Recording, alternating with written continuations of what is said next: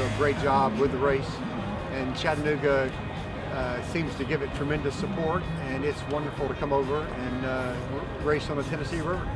It was more about enjoying your riverfront, enjoying the day, and getting a little exercise. Yes.